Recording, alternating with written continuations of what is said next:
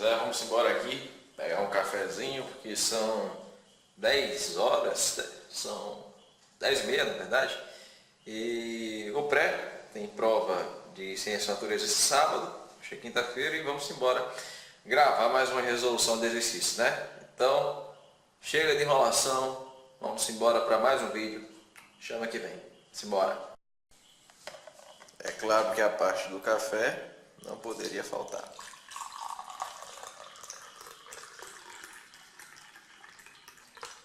Simbora! É nóis! Um brinde! Fui!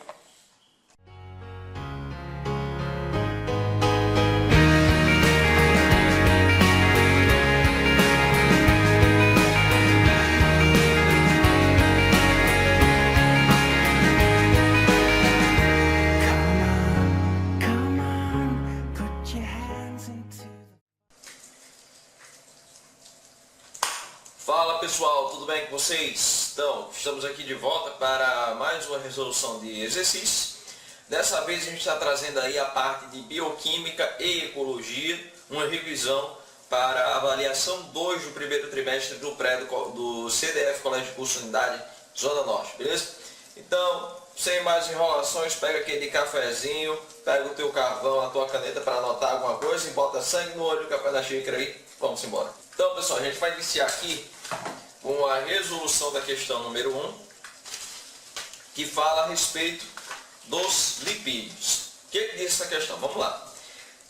Os lipídios compreendem um grupo quimicamente variado de moléculas orgânicas, tipicamente hidrofóbicas. Diferentes lipídios podem cumprir funções específicas em animais e em vegetais. Assinale a alternativa incorreta. É o seguinte, quando a gente está falando de lipídio, a gente está falando de gordura. As gorduras, os óleos também, eles possuem como principal característica o fato de ter uma parte ou a totalidade de sua molécula apolar. Por qual motivo, Emanuel? Muito simples, observem. Por causa desse tipo de molécula. Que tipo de molécula é essa? É um hidrocarboneto. Por que é um hidrocarboneto? Porque eu só consigo observar na constituição dessa molécula carbono e hidrogênio. E o nome dessa função orgânica que só tem carbono e hidrogênio a gente chama de quê? De hidrocarboneto. Os hidrocarbonetos, eles são moléculas apolares. Por que são apolares? Muito simples. Para você ter um composto que seja polar, é necessário que haja o quê? Polos. Você pega o exemplo da água, H2O. O oxigênio, ele é uma espécie mais eletronegativa que o hidrogênio, ou seja, ele tende a atrair para mais perto dele o elétron que tem lá no hidrogênio. Então o oxigênio atrai esse elétron e o elétron do hidrogênio fica mais próximo do oxigênio.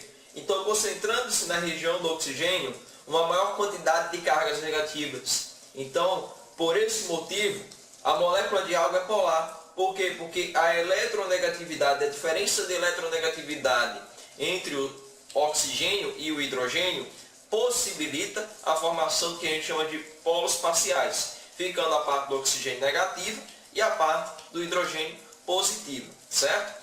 No caso dos hidrocarbonetos, a diferença de eletronegatividade existente entre carbono e hidrogênio é praticamente insignificante. Por isso que esse tipo de molécula não apresenta uma polaridade, sendo consideradas moléculas apolares, beleza? Então, voltando para a nossa questão. Assinale a alternativa incorreta. Letra A. Os carotenoides são pigmentos acessórios capazes de captar energia solar. Vamos analisar o seguinte. As plantas são organismos autotróficos, ou seja, são organismos que conseguem fabricar o seu próprio alimento. Só que quando a gente fala de fabricar o próprio alimento, o que eu estou querendo dizer para vocês? Que a planta, ela consegue converter energia. Ela consegue transformar em energia. Explico.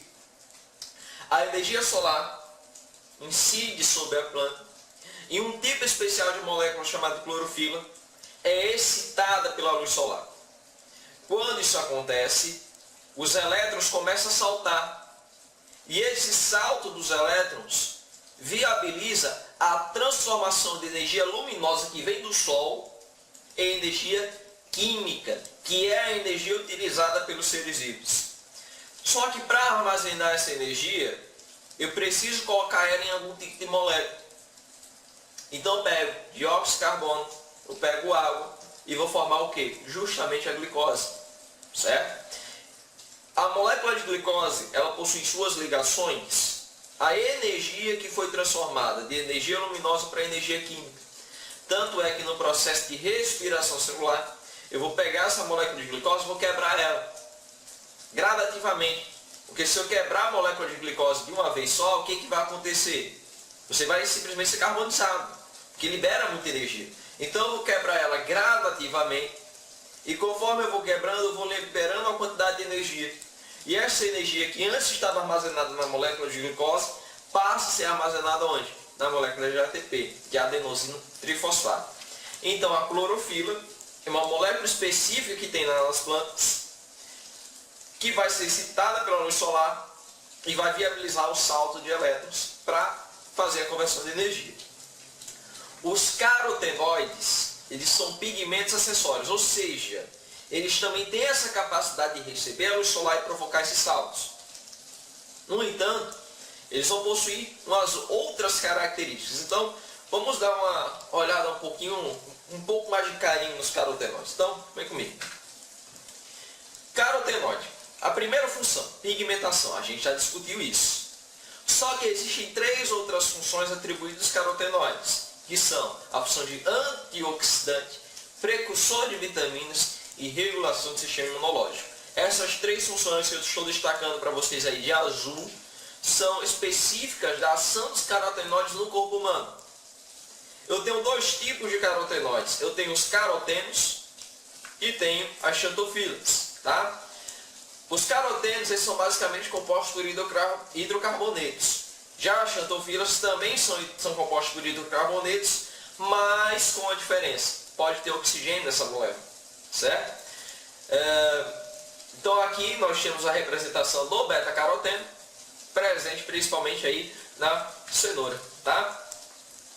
O beta-caroteno, ele é o precursor de vitamina A, ou seja, se você quebra o beta-caroteno, você tem aí 2 vitaminas A, certo? Você gera 2 vitaminas A partir da quebra do beta-caroteno. E aqui nós temos especificamente a reação de como isso ocorre, né? Substituição de alguns grupos, de algumas substâncias orgânicas, que não interessa para a gente nesse momento, tá? As xantofilas. Uma xantofila aqui que eu trouxe para vocês de exemplo foi o licopeno. O licopeno, ele está lá no tomate, é o que deixa o tomate vermelhinho, tá? Importante frisar, carotenos e xantofilas, eles são responsáveis pela atribuição de cor aos vegetais, tá? Então, o licopeno, ele funciona como um antioxidante. O que isso significa dizer? No nosso corpo, tem inúmeras reações orgânicas acontecendo, ou seja, eu tenho muitas substituições de grupos. Fatalmente, a partir do nosso processo de respiração, que a gente coloca o oxigênio para dentro do nosso organismo, ele possibilita a formação de estruturas que a gente chama de radicais livres. O radical livre é uma estrutura instável, ele pode se ligar com qualquer coisa. Então, se ele se liga, por exemplo, no teu DNA, vai gerar uma mutação, pode provocar câncer. A oxidação dessas substâncias químicas que estão dentro do nosso organismo, a ação desses radicais livres também colaboram para o envelhecimento. Ele pode se ligar a proteínas como, por exemplo, de colágeno, né?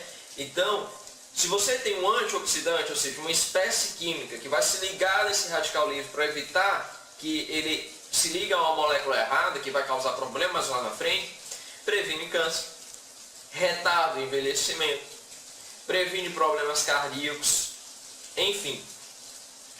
Você tem vários benefícios que são possibilitados justamente pelos carotenoides, tá?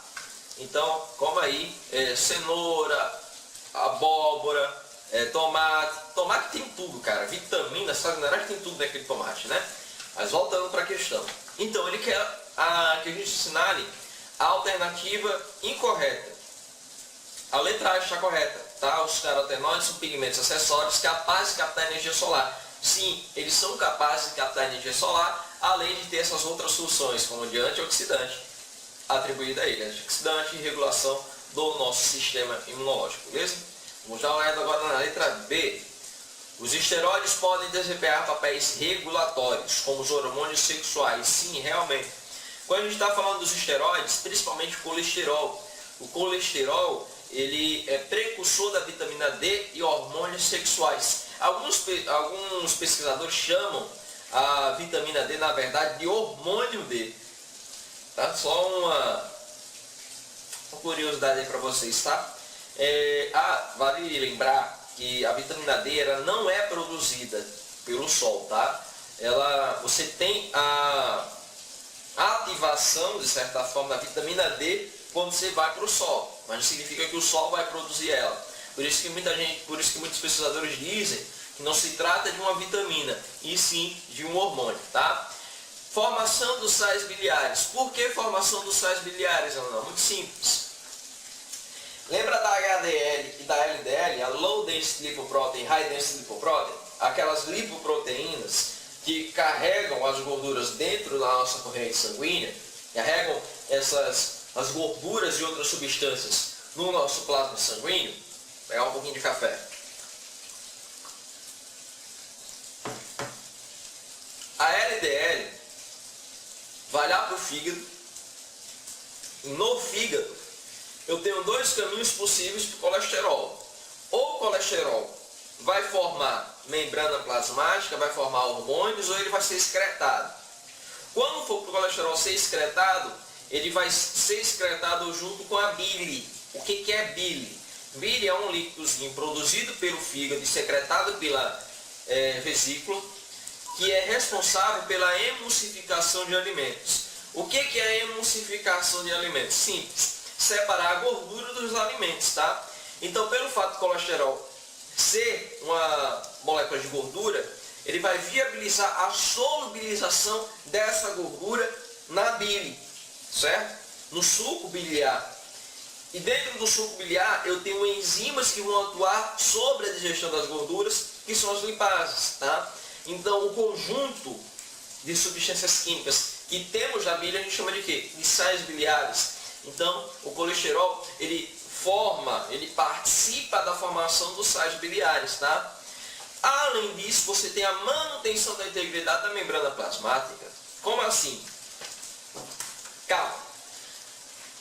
O que é membrana plasmática? Membrana plasmática é uma estrutura que é responsável por separar o meio extracelular do meio intracelular, certo? Como é que isso vai acontecer? Eu tenho fosfolipídios. Fosfolipídios são lipídios que têm uma característica polar e apolar. A parte polar a gente chama de cabeça hidrofílica e a parte apolar de cauda hidrofóbica.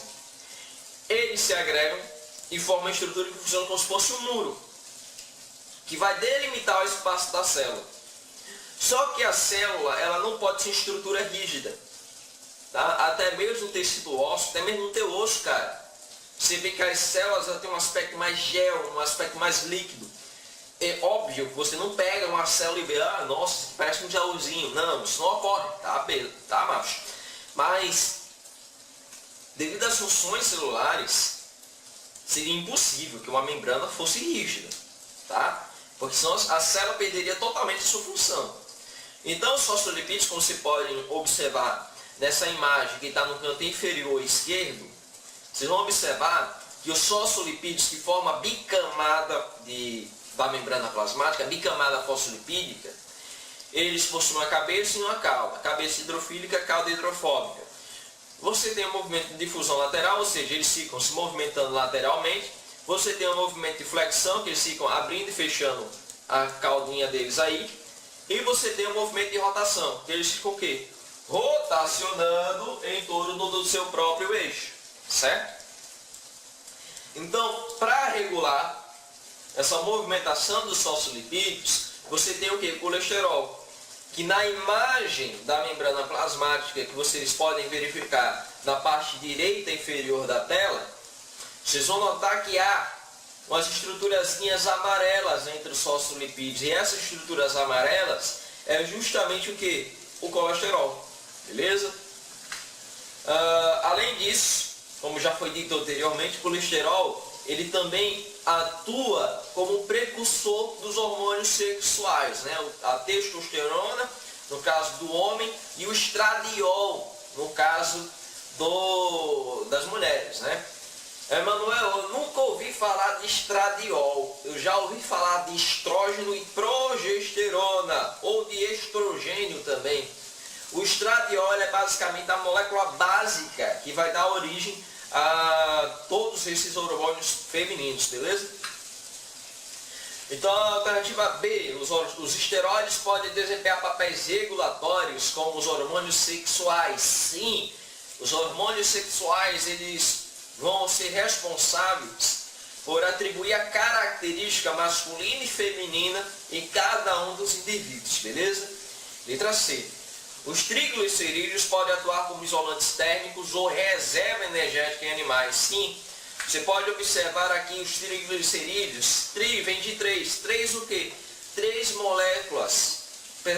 hidroxilas, que consiste na união de três ácidos graxos. O que é um ácido graxo? É um ácido carboxílico de cadeia longa, como você pode verificar aqui, que eu vou destacar para vocês. O apontador aqui. E nós temos um ácido carboxílico. Esse Rzinho representa a sua cadeia lateral, que é muito longa, tá? Então eu tenho três ácidos carboxílicos que vão se unir ao glicerol. Isso vai liberar três moléculas de água e vai formar um triglicerídeo. Pelo fato de existir essa longa cadeia hidrocarbonada, ou seja, uma cadeia muito grande de hidrocarbonetos nesse ácido graxo, e se uniu com o glicerol, eu vou conseguir armazenar a energia todinha nessas ligações presentes aí nessa cadeia lateral longa, tá?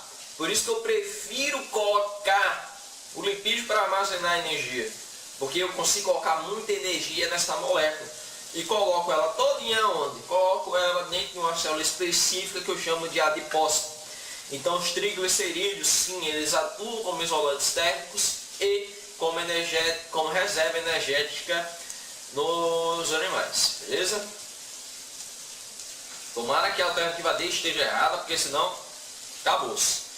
O colesterol é uma das principais fontes de energia para o fígado. Negativo. Por quê? Simples. Colesterol é gordura.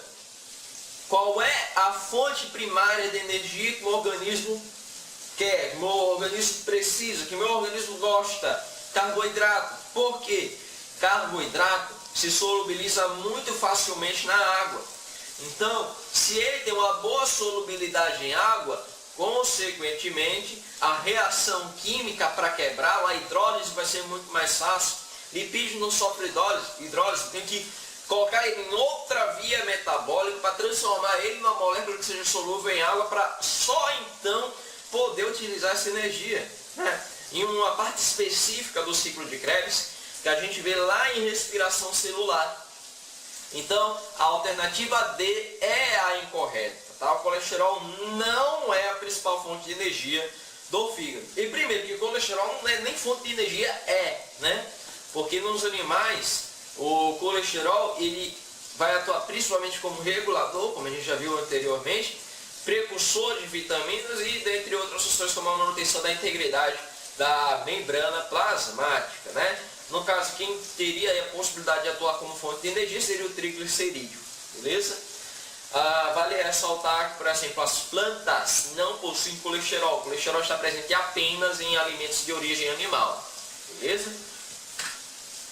Então aqui nós temos as vias metabólicas de obtenção de energia, tá? Seguindo a sequência, carboidratos, lipídios e proteínas. Proteínas é a última parte, é a última opção para a gente conseguir energia, beleza? Gente, eu não sei se aí tá saindo um áudio da chuva, porque aqui tá chovendo pra caramba, né? Mas vamos ver como é que vai ficar esse vídeo, beleza?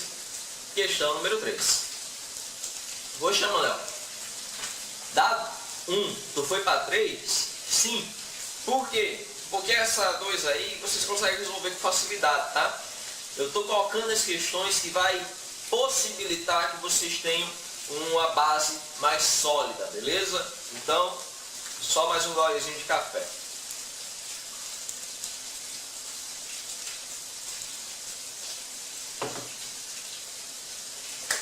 Simbora, mais uma questão. Mais uma vez falando sobre lipídios. O colesterol é um importante constituinte das membranas celulares, estando relacionado à síntese dos hormônios esteroides e sais biliares. No plasma ele é encontrado ligado a corpúsculos lipoproteicos, conforme mostra a figura. Considere a afirmativa.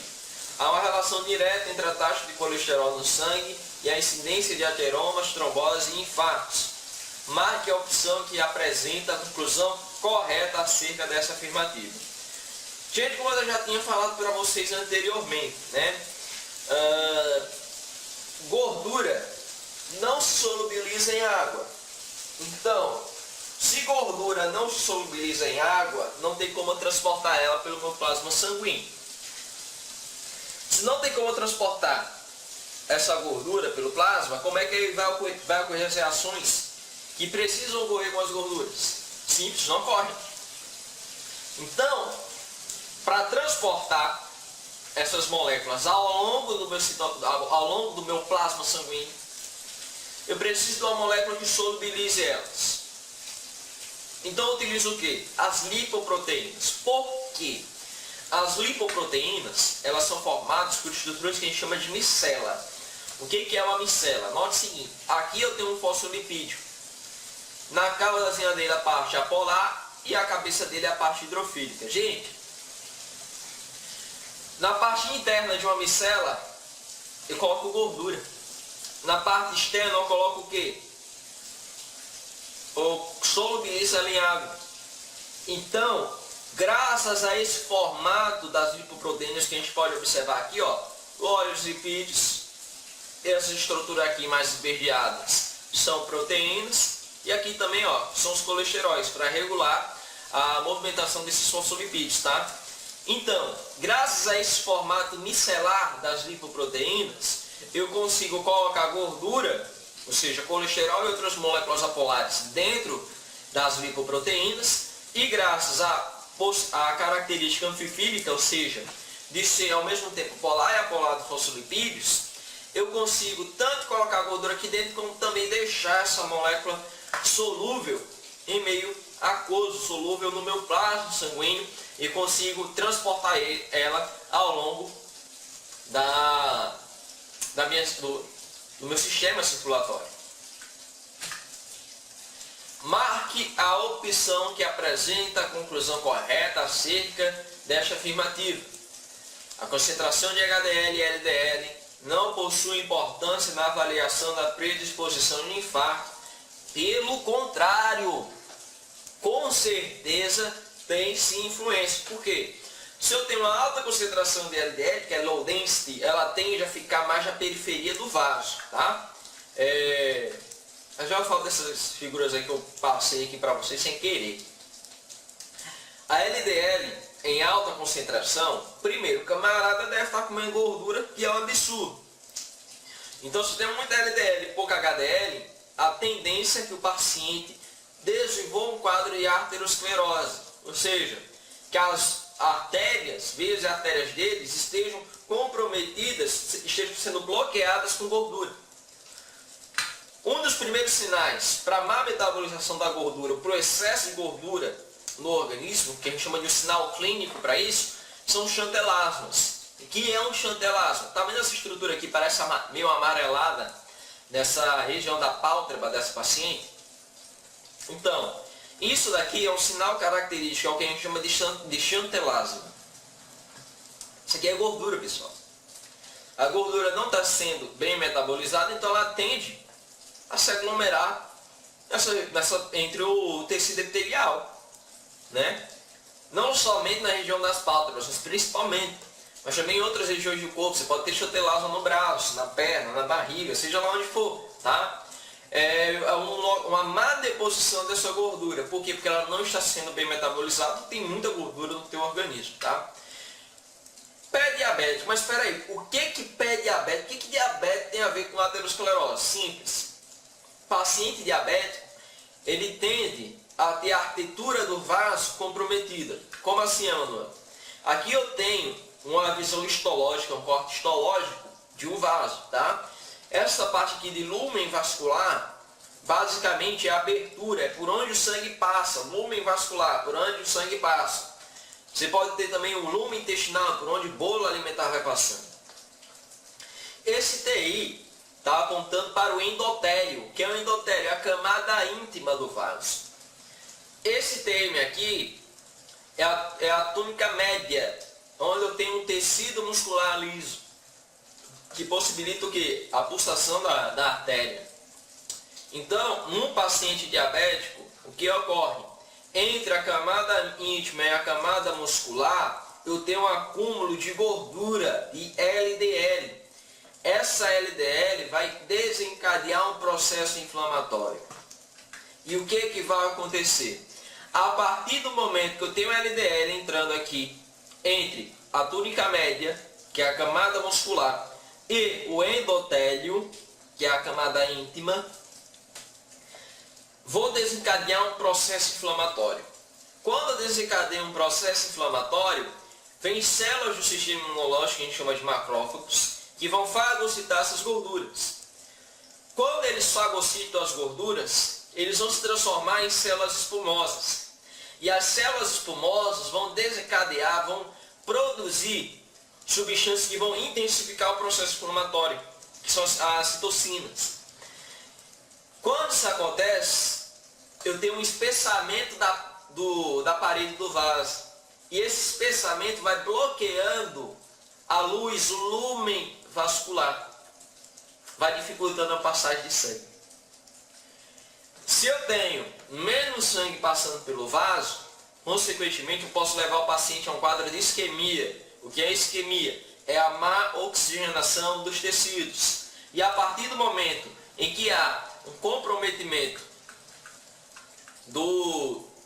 da circulação sanguínea no corpo desse paciente, você pode levar um quadro que tanto pode ser um quadro de trombose, se acontecer na parte apendicular do nosso esqueleto, ou seja, nos membros superiores ou membros inferiores, isso se chama de trombose. Pode acontecer no coração, tá? No coração a gente chama de infarto agudo do miocárdio, famoso infarto. Ou também pode acontecer na parte do nosso sistema nervoso central, que aí a gente chama de acidente vascular encefálico, beleza?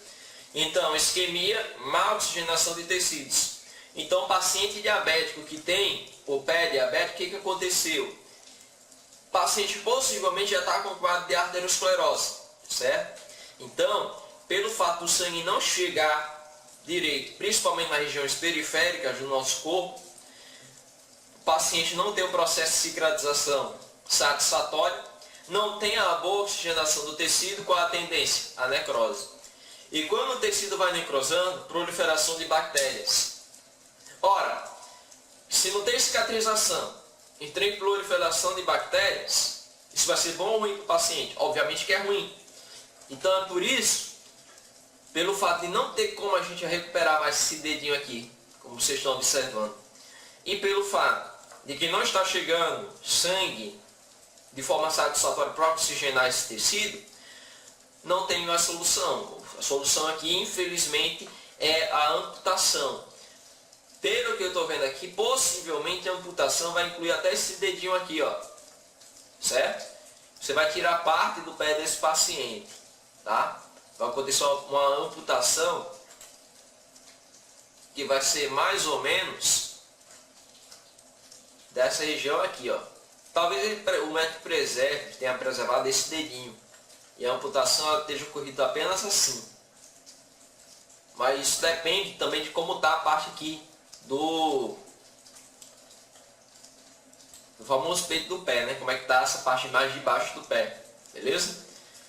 Então, voltando lá para a nossa questão, concentração de HDL e LDL não possui importância na avaliação da predisposição de infarto, é errado, possui sim. Alta concentração de HDL e baixa de LDL significa pequeno risco de infarto, está correto. Realmente, se eu tenho uma alta concentração de HDL, que é o famoso, vulgarmente conhecido como colesterol bom, e baixa de LDL, esse paciente tem uma possibilidade muito pequena de ter infarto. Alta concentração de LDL e baixa concentração de HDL significa menor, não significa maior risco de infarto, tá? Então a letra C está equivocada. D. O aumento das taxas de colesterol depende somente da alimentação e não é influenciado por fatores genéticos, estresse, fumo, diminuição da atividade física. Pelo contrário, todos esses fatores influenciam sim a quantidade de colesterol no nosso organismo. Porque, gente, estresse bagunça tudo que tem no nosso organismo, tá? Então, ele pode sim desencadear a hipercolesterolemia, que é a grande concentração de colesterol no nosso corpo. E letra E, a afirmativa é incorreta, pois não há provas significativas que correlacionam o nível de colesterol com a incidência de trombos e infartos. Negativo, isso daqui é um dado estatístico sim, portanto, gabarito da questão é a letra B. Então agora vamos embora para a questão 8, que vai falar aí a respeito de ácidos nucleicos, especificamente de quem? Do DNA, ou seja, do DNA. Beleza?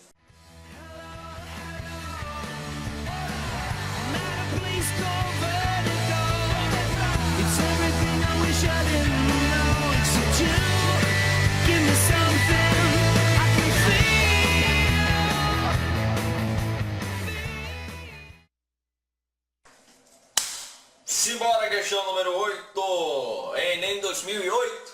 Define-se genoma como um conjunto de todo material genético de uma espécie, que na maioria dos casos são moléculas de DNA.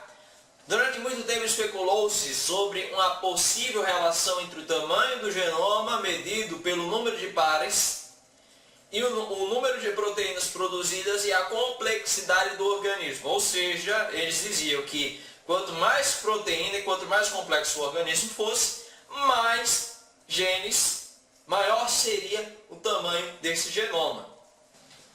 As primeiras respostas começaram a aparecer e já deixam claro que essa relação não existe, como mostra a tabela a seguir. Temos o arroz, camundongo, o homem, e aqui os números de proteínas descritas. Note que o homem ele tem um tamanho do genoma menor que o do arroz e produz mais proteínas. Então, não há essa relação entre a complexidade do organismo e o tamanho do genoma, tá? De acordo com as informações anteriores, letra A, o conjunto de genes de um organismo define o seu DNA. Gente, o DNA não é definido pelo conjunto de genes, e sim pelo conjunto de nucleotídeos, que são aquelas estruturas que você tem um fósforo, um grupo fosfato ligado a um açúcar pentose, que no caso do DNA é a desoxirribose, e ligado a uma base nitrogenada. E o que caracteriza cada organismo é justamente a base nitrogenada, tá? A sequência de bases, beleza? Então, a letra A cai fora, está equivocada. A letra B, a produção de proteínas não está vinculada à molécula DNA. Pelo contrário, é o DNA que sabe como é que se faz. Então, ele passa a receita para uma outra molécula, que é o RNA mensageiro. E o RNA mensageiro, ele vai levar a informação até o ribossomo para fazer as proteínas, tá? E cuidado com uma coisa, tá? Por que eu faço uma outra molécula, no caso o RNA, se o DNA tem a receita para fazer? Porque eu não aproveito DNA para fazer. Enquanto eu tomo um pouquinho de água, você vai se lembrando aí.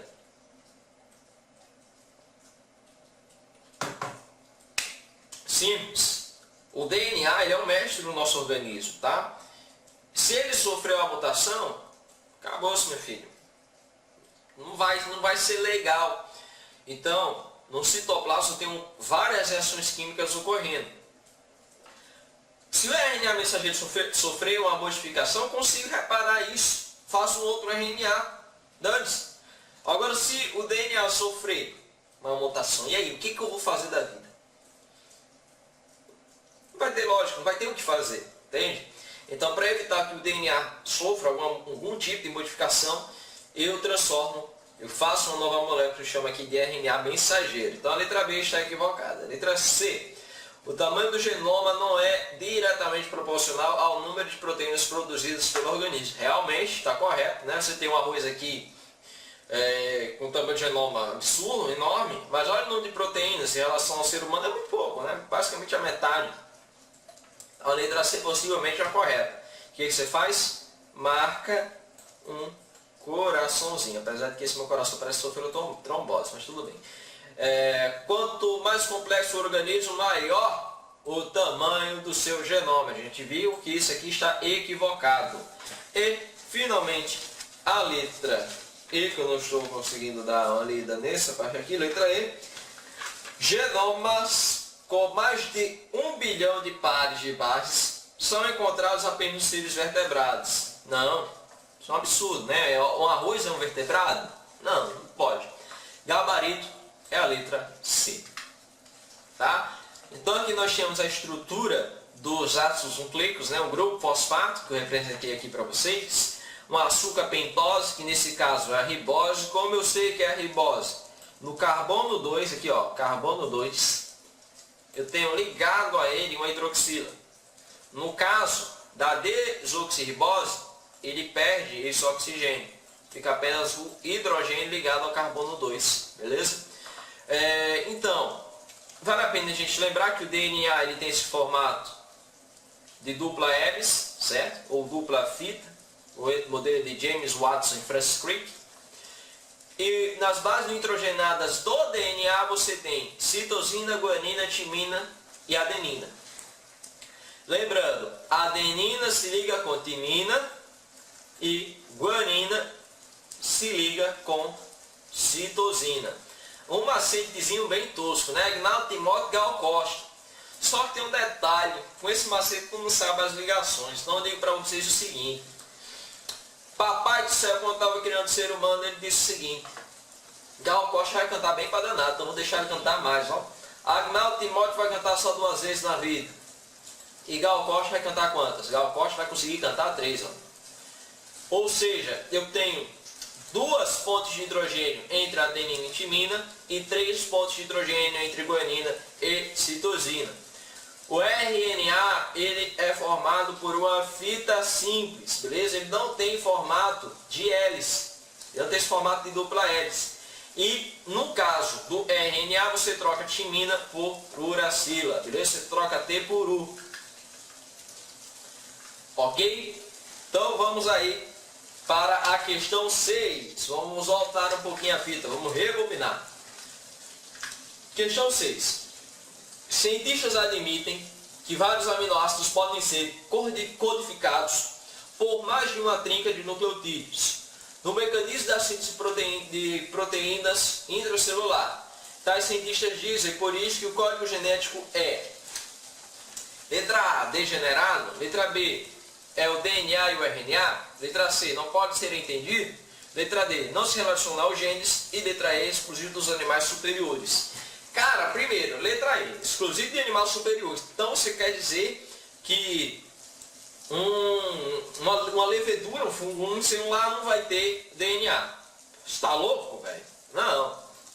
Letra E está totalmente equivocada. Letra D, não se relaciona aos genes. Espera aí.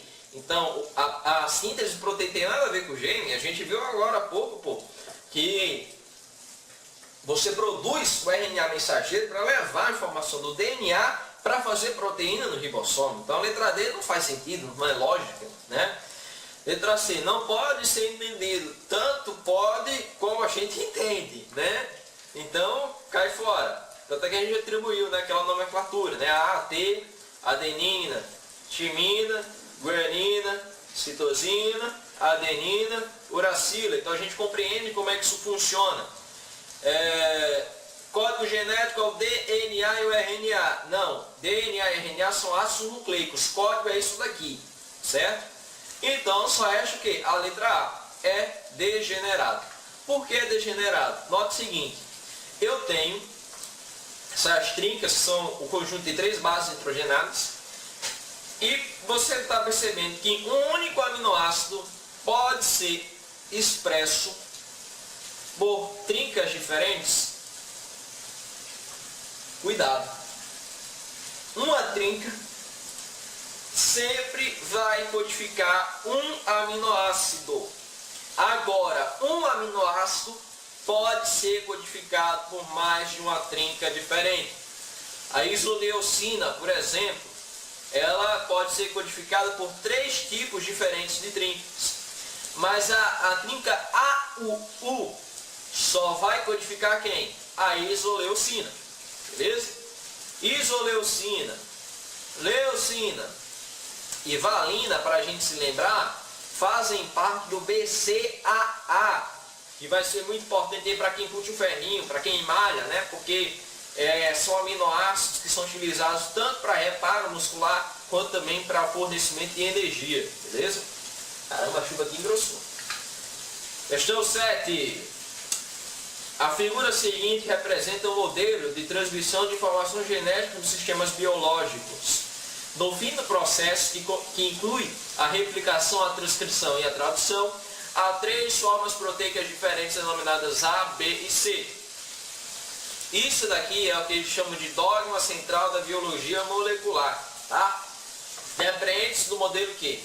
Letra A. A única molécula que a partir da produção de a única molécula que participa da produção de proteínas é o DNA. Mentira. Por quê? O RNA também participa. Então, letra A cai fora. Letra B. O fluxo da informação genética nos sistemas biológicos é unidirecional. Isso aqui tá bonito. A gente faz o quê? Coloca o coraçãozinho. Porque, tá bonito não. Calma. Olha só. Unidirecional? Não. Se fosse para proteína, ok. Mas, cara, e a replicação do DNA? Não é unidirecional. Não está indo só para um lado. E tá vendo que, ó, você tem o RNA, você tem DNA em RNA e RNA em DNA. Um processo de transcrição. Tá vendo que a setinha tanto vai quanto volta? Então não pode ser unidirecional. Isso aqui, ó, tá errado. Cuidado com isso, pelo amor de Deus. Beleza? Então, pega aqui de novo minha canetinha. C. As fontes de informação ativas durante o processo de transcrição são as proteínas. Errado. Durante o processo de transcrição, ou seja, de formação do RNA, quem é ativo é o DNA. Cai fora. Letra D. É possível obter diferentes variantes proteicas a partir de um mesmo produto de transcrição. Sim, é possível, sim. A partir de modificações do RNA eu consigo fazer isso, né? E a letra E, detalhe aqui, a gente chama de um processo de splicing, beleza? O splicing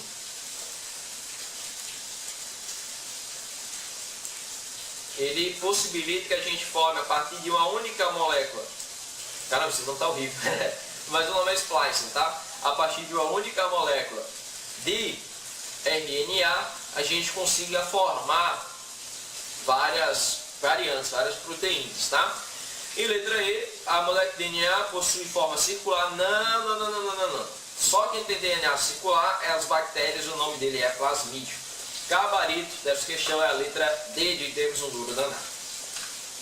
Aqui nós temos a ocorrência do processo de replicação, processo de transcrição e tradução. Replicação, eu estou duplicando DNA. Transcrição, vou fazendo RNA. E tradução, eu estou lendo o RNA mensageiro para formar o quê? Proteína, tá? Note, eu tenho aqui 3 tipos de RNA participando do processo de tradução. O RNA mensageiro aqui embaixo, o RNA transportador que está trazendo os aminoácidos e o RNA ribossômico, que aqui ele não destacou não, mas o RNA ribossômico ele está formando o ribossomo juntamente com proteínas, beleza? Questão 9, mais um pouquinho de água. Suponha que o segmento de DNA a seguir codifica a incorporação sequencial de aminoácidos integrantes de uma cadeia polipeptídica, como o esquema representado a seguir. Com base nas informações anteriores em seus conhecimentos sobre o assunto, é correto dizer que pausa o vídeo e tenta resolver a questão. Resolveu? Vamos ver se fez certo. Vamos lá. Letra A. A cada trinca de bases nitrogenadas do DNA codifica 2 ou mais tipos de aminoácido. Mentira. Uma trinca, um aminoácido. Cai fora. Mas um aminoácido pode ser codificado por várias trincas. Letra B. Aminoácidos diferentes podem ser codificados por uma mesma trinca de bases de DNA. Cara, aminoácido diferente codificado por uma mesma trinca? Não pode. Letra C. Trincas diferentes de bases nitrogenadas do DNA podem codificar o mesmo tipo de aminoácido. Boa! A letra C está corretinha, mas vamos ver as outras. Letra D. Os 5 aminoácidos do polipeptídeo em questão estão codificados em um segmento de DNA contendo 15 códons. Opa! Os 5 aminoácidos, não necessariamente 15 códons, né? Você pode ter inclusive mais, beleza? No caso, você tem aqui 1, 2, 3, 4, 5. Você tem na verdade 5. Então cai fora. Não são 15 códons não. Códons é um conjunto de 3 também. Beleza? Você 15 códons, você teria aí no caso 45.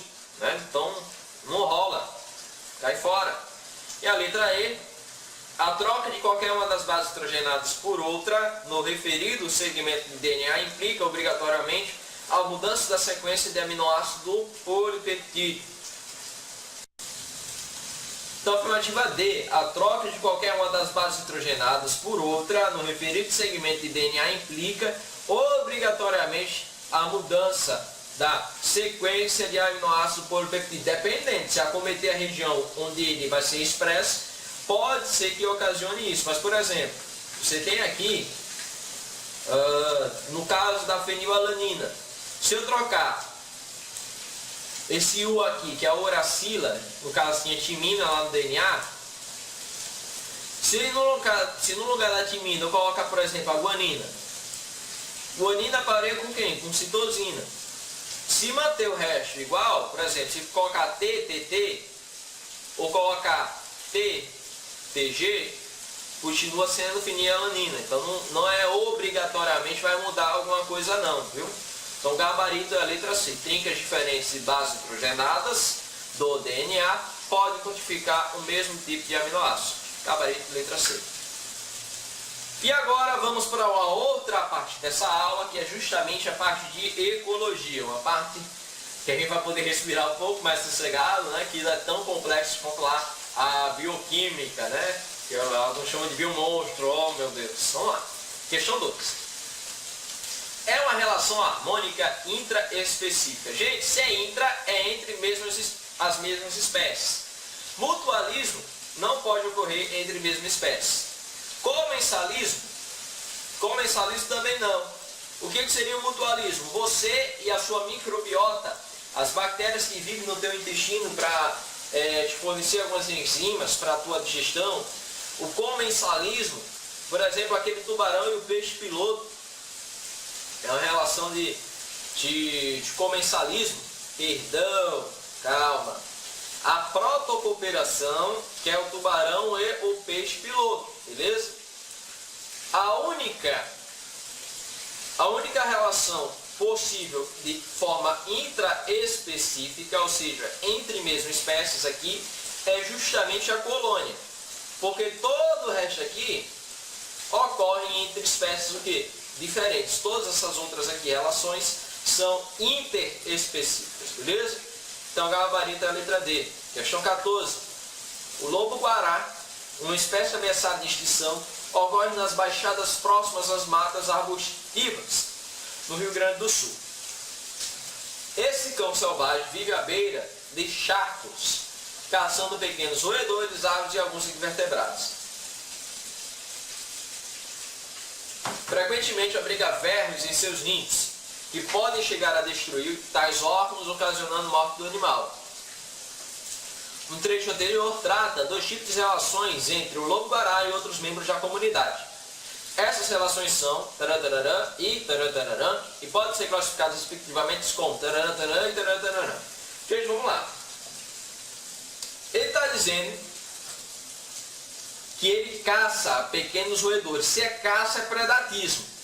Então você já tira esse comensalismo daqui, elimina já a letra D e elimina a letra B.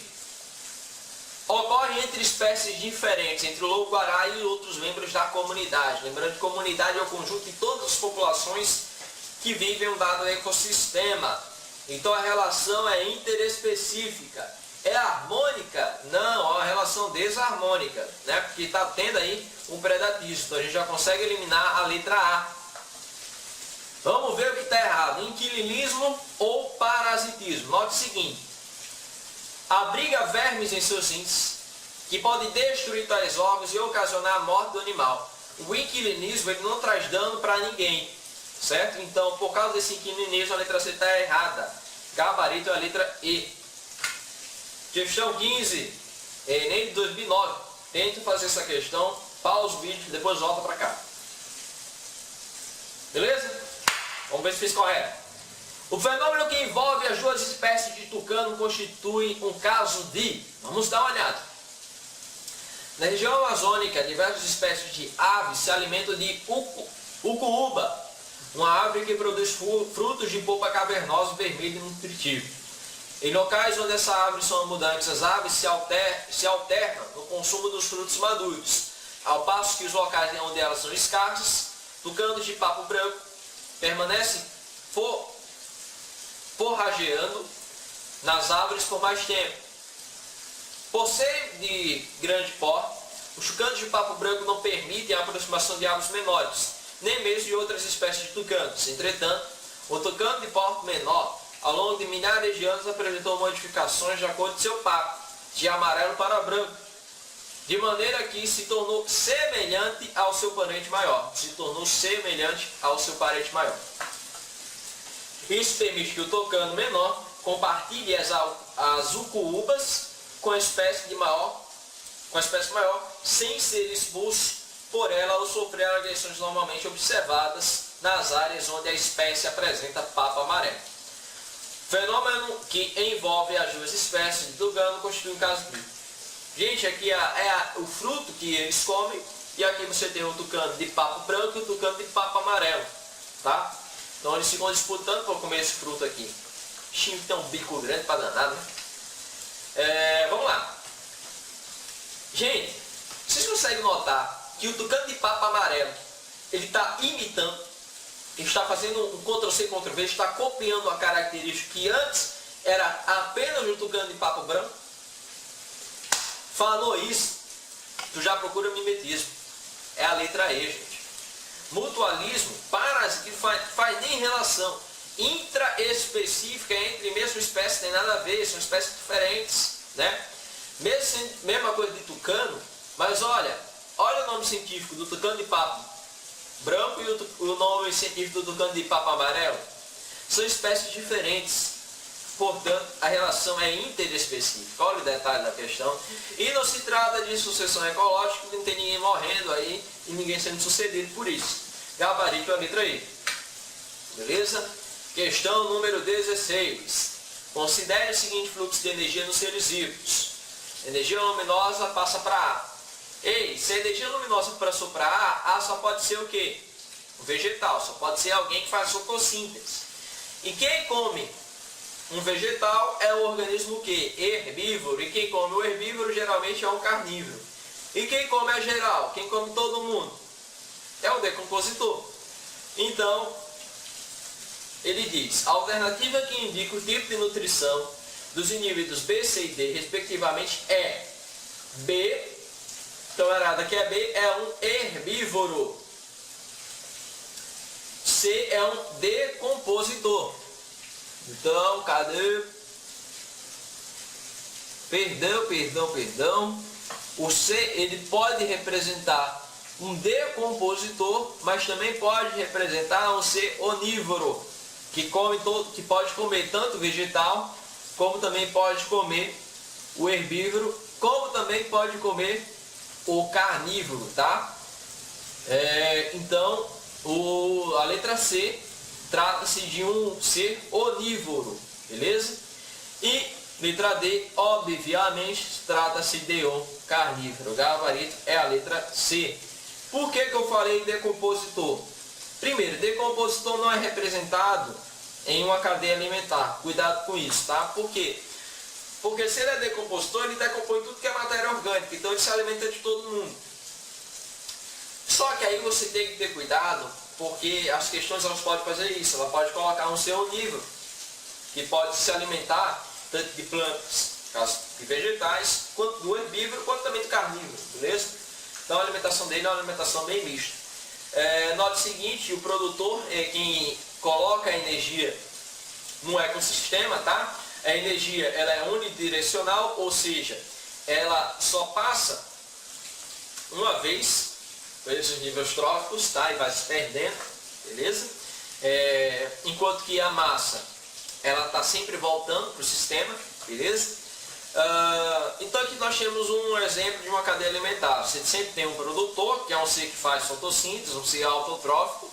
Você tem o consumidor primário, que é um herbívoro, o secundário, que é um carnívoro, e os decompositores, que são responsáveis por fazer a reciclagem da matéria, beleza? Questão 17. O girino vive na água e após a metamorfose passa a viver em terra firme. Quando adulto, oculta-se durante o dia em lugares sombrios e úmidos para proteger-se de predadores e evitar a dissecação. Ao entardecer, abandona seu refúgio à procura de alimento. Como o acasalamento se realiza na água, vive próximo a rios e lagoas. Essa descrição do modo de vida do sapo apresenta seu. Gente, se eu estivesse falando de um habitat, eu estaria falando da região onde ele habita. Então seria basicamente, estaria falando apenas de rios e lagoas. Agora, note que eu estou discorrendo a respeito da forma como ele vive. Eu estou descrevendo o ambiente e o que ele faz nesse ambiente. Se eu não estou descrevendo o ambiente e o que ele faz, o papel que ele desempenha no ambiente, eu estou falando de nicho ecológico. Beleza? Não pode ser apto, a gente já falou por quê. Gabarito, letra B, de nicho ecológico. Bioma. O que é o bioma? O bioma é um ecossistema terrestre. E o que é um ecossistema? É você considerar a relação entre fatores bióticos, que são seres vivos, e os fatores abióticos. Por exemplo, como a temperatura vai influenciar na distribuição dos organismos naquele determinado ecossistema. Porque no deserto do Saara eu não tenho, por exemplo, uma briófita, uma mudança de musgo, como a gente tem em locais mais úmidos, entendeu? Tudo isso são as relações que ocorrem entre o ser vivo e os fatores abióticos, beleza? Questão número 19. A lagoa a seguir representa um ecossistema completo. As diversas espécies que ocorrem nesse ecossistema estão representadas cada uma por uma letra diferente. É errado dizer A e C pertencem a populações diferentes. Ora, se são espécies diferentes, pertencem a populações diferentes. Letra B. A e D pertencem à mesma comunidade. Como assim a mesma comunidade? Não, comunidade não é um conjunto de populações? Isso daqui, pessoal, é uma comunidade. Então, está correto sim. C. Sabendo que A é um produtor e que B e C são consumidores, A, produtor, B e C, consumidor, então D deverá ser um decompositor. D pode ser sim um decompositor, tá? Não tem nada que impeça ele de o ser. Assim como A também pode ser um decompositor, C pode ser um decompositor, beleza? Então, não tem nada que o impeça, beleza? Então, isso aqui não está errado. Letra D. Pode ocorrer competição entre os diversos indivíduos de B. Pode sim, se houver recursos escassos, eles vão competir, tá? Em letra E, se não for, a casa caiu, A e B podem estabelecer relação de sociedade. Não podem, porque para ser sociedade tem que ser de mesma espécie. Gabarito, portanto, como ele quer a incorreta, a que é errado dizer, é a letra E. Beleza? Então, pessoal, acabamos aí com a nossa resolução dessas atividades, dessa revisão para a avaliação que vai ocorrer no próximo sábado. Então, eu espero que vocês tenham compreendido de forma satisfatória essa resolução de questões, em especial para a turma da terça-feira da monitoria do Pré Vespertino, beleza? E aquilo que eu costumo sempre falar para vocês, né? Foca sempre no objetivo que vocês têm, beleza? Muito estudo, muita garra, muita determinação para, com certeza, vocês chegarem aí a conquistarem a vaga na tão sonhada Universidade Federal do Estado do Rio Grande do Norte. Beleza, pessoal? Muito obrigado pela sua audiência, um grande abraço, um beijinho no fundo do ventrículo esquerdo e tchau, tchau.